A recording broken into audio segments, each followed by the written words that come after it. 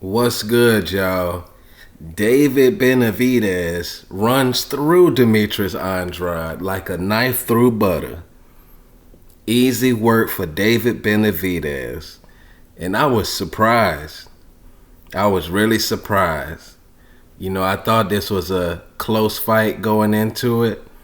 Considering the plant fight where David Benavidez took 5-6 rounds to get going, but he got this fight done in 6 rounds.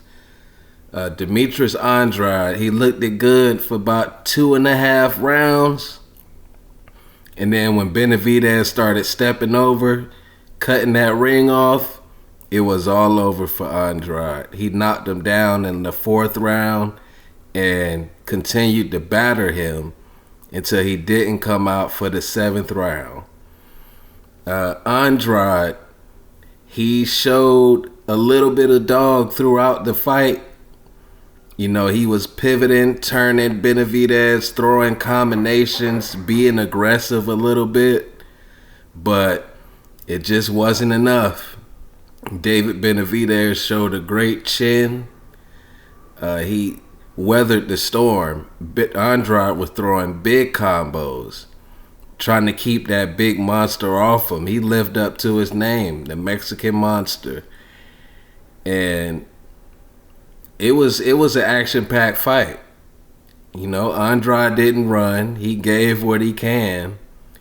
He won a couple rounds, but it looked like he got tired. He got tired from the movement and the punches being landed upon him.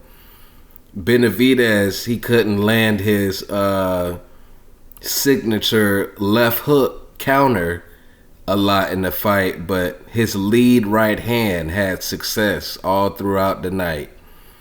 And then, he follows up on his punches. He hit him with that right hand, and then there was combos after combos, great punch selection, and he got him up out of there.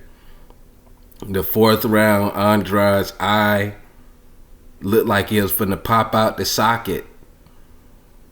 Just straight demolition, destruction, extermination. Congratulations to David Benavidez.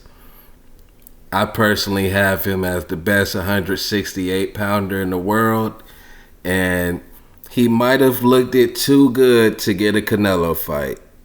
He probably beat this man out of a Canelo payday for either of you guys. If Andrade would have won, he wouldn't have got the fight anyway, but Benavidez, he looks way too dangerous. I've been had Benavidez beating Canelo before the plant fight and all of that. But now I'm sure he's gonna steamroll Canelo. The only chance I think Canelo has is if he lands like some vicious counter and knock David Benavidez on his ass for a 10 count or something. Like he gotta hit him clean. And even that might not be enough. Benavidez is the most dangerous fighter at 168 pounds. And people are saying he should be a cruiserweight and all that. But he's not struggling to make the weight, so it's a fair game. It's a fair game. The dude has extremely fast hands. His defense isn't that bad. Andrade's combinations weren't getting through like that. He just didn't have a hard time with him at all.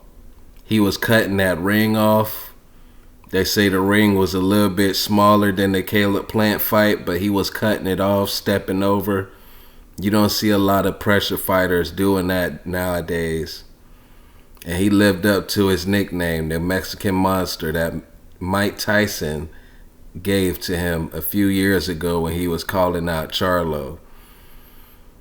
I think his biggest test would be David Morrell. But I can't pick David Morrell to beat Benavidez. He only has 10 fights. I don't see somebody that inexperienced beating David Benavidez. You know what I mean?